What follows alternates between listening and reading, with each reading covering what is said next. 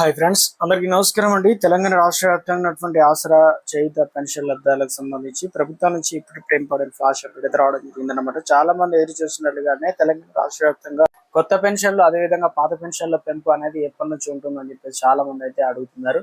So ఇందుకు సంబంధించి ఒక లేటెస్ట్ అప్డేట్ అయితే రావడం జరిగిందండి. సో ఆ వివరాలు ఏంటంటే మనం వీడియోలో తెలుసుకునేటువంటి ప్రయత్నం చేద్దాం అన్నమాట. చిన్న అప్డేట్ అయితే వచ్చిందండి. ఆ వివరాలు చూసిన తర్వాత ఆసరా పెన్షన్ వివరాలు తెలుసుకుందామండి. ఇక కొత్తగా ఓటర్ల జాబితాల్లో పేరు నమోదు చేసుకోవాలని కూడా అభ్యర్థులు కేంద్ర ఎన్నికల సంఘం అనేది సరికొత్త నిబంధనలు అమలు తెచ్చిందనమాట. ఇక వివరాలు నింపుతూనే ఓటు అనమాట రూల్స్ మార్చినటువంటి ఎన్నికల సంఘం ఏంటంటే మొదటిసారి కనుక ఓటు హక్కు దరఖాస్తు అనే ఫారం అనేది అర్హులైన కొత్త పౌరులకు ఉపయోగించుకునేటువంటి ఫామ్ 6 ఇందులో సంబంధించి డిక్లరేషన్ తప్పనిసరి అయితే చేయడం జరిగింది. సో ఏం చెప్తారంటే గతంలో నిర్వహించిన స్పెషల్ ఇంటెలిజెంట్ రివిజన్ ప్రత్యేక ఓటర్ల జాబితా ద్వారా ప్రక్రియలో తమ తల్లిదండ్రులు లేదా తాతల పేర్లు ఓటర్ల జాబితాలో ఉన్నాయా, ఇక జాబితాలో ఉన్నాయా లేదా అనే వివరాలు ఇప్పుడు ఆన్లైన్లో దరఖాస్తులో స్పష్టంగా పేర్కొనాల్సి ఉంటుందన్నమాట. ఈ సెక్షన్ పూర్తి చేయకుండా ఆన్లైన్లో ఫామ్ 6 ప్రక్రియ ముందుకు సాగదని చెప్పేసి దరఖాస్తు సబ్మిట్ కాదని చెప్పేసి చెప్తున్నారన్నమాట.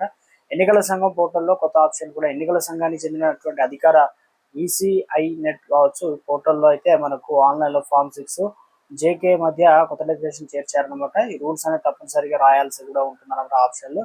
అయితే గత ఎస్ఐఆర్ అనుకుంటా పిలుస్తాం. ఓటర్ల జాబితా దరఖాస్తు పేరు ఉందా లేదా, తల్లిదండ్రుల తాతల పేరు ఉందా లేదా, ఇక దరఖాస్తుదారుడు వారి తల్లిదండ్రుల పేరు గత జాబితాలు ఎక్కడ లేవా. సో మొదటి 2 ఆప్షన్లు ఎంచుకునేవారు. గతంలో ఉన్నటువంటి అసెంబ్లీ నియోజకవర్గం, పోలింగ్ ఇక బూత్ నెంబరు, ఓటర్ జాబితా సీరియల్ నెంబర్ వంటి వివరాలను సవరించాల్సి అయితే ఉంది. ఒకవేళ వివరాలు లేకపోతే 3వ ఆప్షన్ అయితే ఎంచుకోవాల్సి అయితే ఉంటుంది అనమాట. మ్యాపింగ్ సులభతరం కోసం కానీ వివాదాలు ఎందుకంటే గత ఏడాది జూన్లోనే ఇక తెలంగాణ రాష్ట్ర వ్యాప్తంగాను సో ఇక దేశవ్యాప్తంగా కూడా సో కొన్ని రాష్ట్రాల్లో అయితే ఇప్పటికే బీహార్లో అయితే చేపట్టిన జూన్లోనే నిబంధనలు మరోసారిగా ప్రయోగాత్మకంగా చేపట్టారు. సో ఇప్పుడు దీన్ని దేశవ్యాప్తంగా ఎస్ఆర్ పూర్తయిన రాష్ట్రాల్లో అమలుకు చేస్తున్నారు. ఈ విధానం వల్ల ఓటర్ల వివరాలు ఖచ్చితంగా మ్యాపింగ్ చేయవచ్చు అని చెప్పేసి కొత్త ఓటర్లు సమర్పించాల్సిన డాక్యుమెంట్లు సంఖ్య తగ్గుతుందని చెప్తున్నారు అనమాట. 1960 నాటి ఓటర్ల అంటే నిబంధనలకు ఎలాంటి అధికారిక గెజెట్ సవరణ చేయకుండా కేవలం పరిపాలనపరమైనటువంటి ఆదేశాలతో ఆన్లైన్లో దీన్ని తప్పనిసరి చేయడంపై చర్చ నడుస్తుందని చెప్తున్నారు. మొత్తం మీద ఈ కొత్త అప్డేట్ అయితే రావడం జరిగింది అనమాట. ఈ రాయాల్సి అయితే ఉంటుందన్నమాట. సో ఇక అదేవిధంగా కుడివైపు అదేవిధంగా ఎడమ వైపు అనేది ఉంటుంది కదా.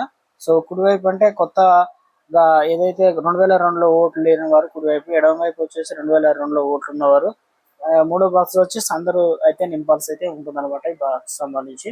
సో ఇది ఫామ్ అయితే చాలా మంది అయితే తీసుకున్నారు. మళ్ళీ బిఏలోకి అయితే అందిస్తున్నారు. ఇటువంటి డౌట్స్ ఉన్నా కూడా బిఏలను సంప్రదించాల్సి అయితే ఉంటుంది అనమాట. నాదొక స్మాల్ రిక్వెస్ట్ అండి, ముందుగా వీడియోస్ ప్రతి ఒక్కరు లైక్ చేయండి. కొత్తగా ఛానల్ వస్తే తప్పకుండా సబ్స్క్రైబ్ చేసుకోండి. చూస్తున్నారు కానీ లైక్ మర్చిపోతున్నారు, వెంటనే లైక్ చేయండి.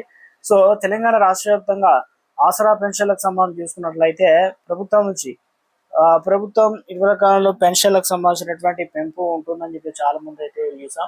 గ్రామ స్థాయిలో, పట్టణ స్థాయిలో చాలా మంది దరఖాస్తులు చేసుకోవడం జరిగింది. కానీ ఇప్పటివరకు అయితే కొంతమందికి మాత్రమే పెన్షన్లు అనేది ప్రభుత్వం కొత్త పెన్షన్లు అయితే అందిస్తున్నారు. పాత పెన్షన్లు అయితే ఎక్కడ కూడా పెంచి అనేది మనకు ఇవ్వడం లేదు. సో అందుకని చెప్పేసి మనకు జూన్ నెల పెన్షన్లు జూలైలో అందించడం అయితే జరుగుతుంది. నెల పెన్షన్లకు సంబంధించి 20 తారీఖు నుంచి అయితే పెన్షన్లు ఇవ్వడం జరుగుతుంది. కొంతమందికి అయితే డబ్బులు అకౌంట్లో ఈసారి పోస్ట్ ఆఫీస్ ద్వారా కాకుండా బ్యాంక్ టు బ్యాంక్ ట్రాన్స్ఫర్ చేస్తున్నారు.